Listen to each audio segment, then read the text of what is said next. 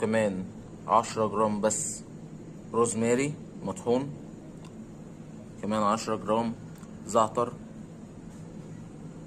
و10 جرام حبة بركة.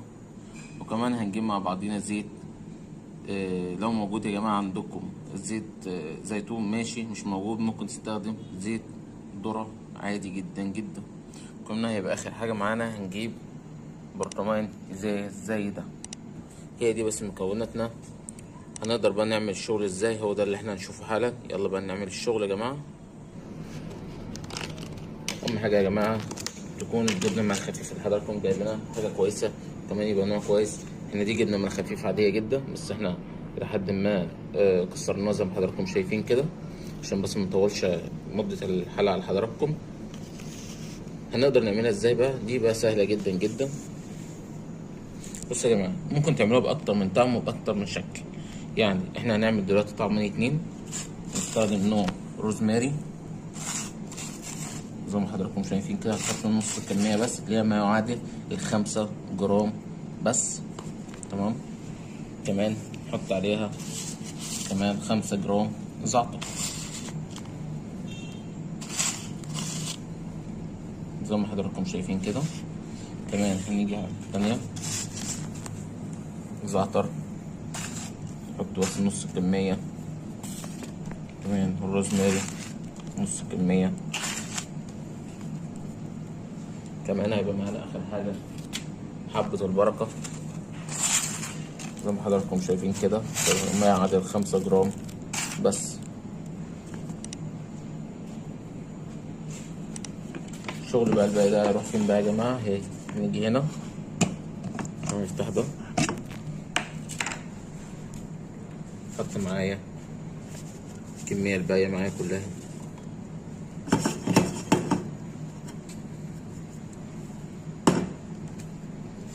زي ما حضراتكم شايفين.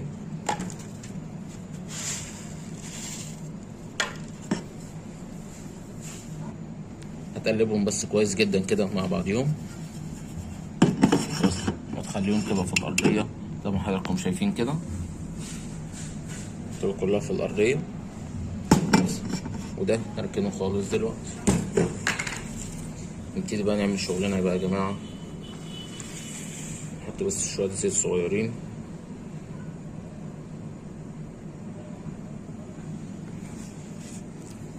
نقلب بقى شغل كويس جدا جدا. حضرتك بقى عايز تعمله بقى في سيرفيس ماشي، بس يا ريت يا جماعة يبقى سيرفيس غويط شوية عشان خاطر الزيت بتاعك يبقى مغطي معاك الشغل كله. يعني ما ينفعش ان انا اجيب سيرفيس صغير واخلي الشغل ده عادي، زي مثلا ما احنا كنا بنعمل مع بعضنا الجبنه الشنكليش ونحط لها زيت اصلا، الشغل بيبقى عايم على السيرفيس. بصوا بقى يا جماعه، ده شغلنا بقى يا جماعه كده بالشكل ده. ممكن بقى تعملوا الاحجام اللي حضرتك عايزها، يعني لو عايز تكبر القطع شويه ماشي، عايز تصغرها برضو ماشي، لكن هو ده الشغل او الحجم المفروض يتعمل في الطبيعي. يعني وحاجه مثلا زي كده. تمام.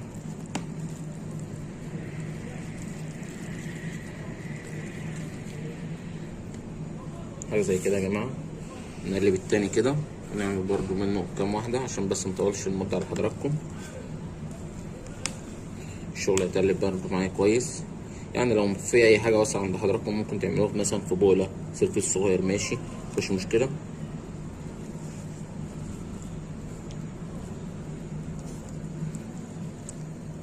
يبقى كده شغلنا فيه هيبقى معانا صنف بحب بركه وصنف لا. حضرتك تقدر تستخدم اكتر من حاجه فيها يا جماعه. حضرتك ممكن تحط عليها شطه، مفيهاش مشكله، ممتازه جدا، لكن مش هيبقى مع حبه البركه طبعا والروزماري. يعني ممكن تستخدم الشطه مع الزعتر بس زي ما حضراتكم شايفين كده.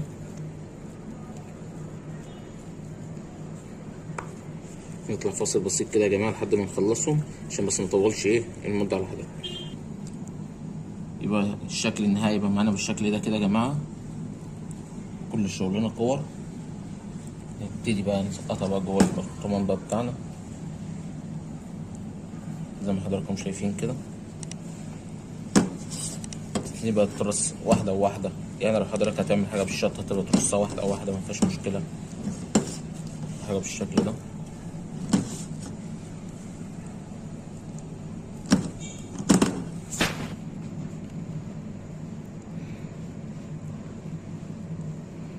حاجه هتبقى جميله جدا جدا وكمان مفيده جدا جدا يا جماعه، وهتشتغل معاك ان شاء الله في الماركت بصوره غير طبيعيه. احنا جربناه والله يا جماعه والشغل اشتغل معانا كويس جدا جدا، كمان الصنف جديد وكمان الطعم جديد زي ما حضراتكم شايفين.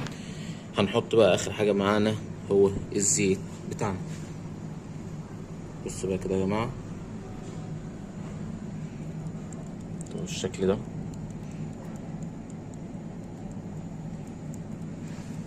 ازود كمان شويه.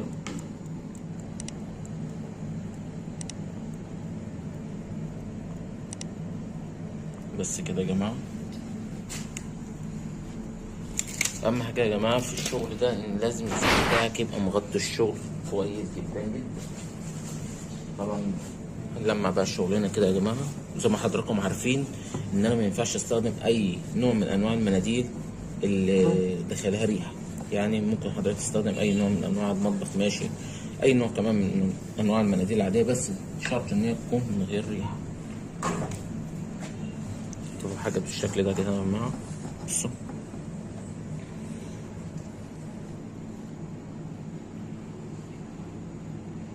كمان مفيدة جدا يا جماعة، وطعمها بجد أكتر من رائع. حاجة ممتازة جدا جدا، هتقدر تشتغل معاك كويس جدا جدا. اعمل شغلك واعرضه بقلب جامد.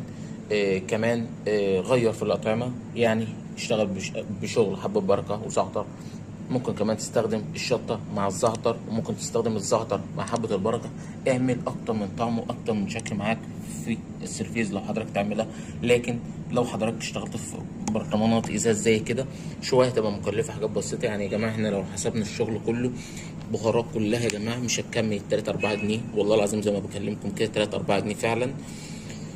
كمان برطمان ازاز ده هو 10 جنيه، كمان استخدمنا كيلو الا ربع جبنه مع خفيف. يعني احنا لو حسبنا حساب كله يا جماعه مش هيكمل والله ال 40 جنيه او 45 جنيه بالظبط. لكن طلعت معاك شويه جبنه ممتازين جدا جدا، هتتميز كمان بيهم عن اي مكان حواليك. اشتغلوها وان شاء الله انتظروا مني كل جديد الفتره الجايه. عايز اقول لكم في حاجه قبل ما اقفل يا جماعه، استنوني الحلقه الجايه بجد في حاجه مهمه جدا جدا عايز اقولها لكم، كمان شغل جديد جدا جدا واول مره في مصر على قناتكم المفضله قناه الشيف محمد عبده.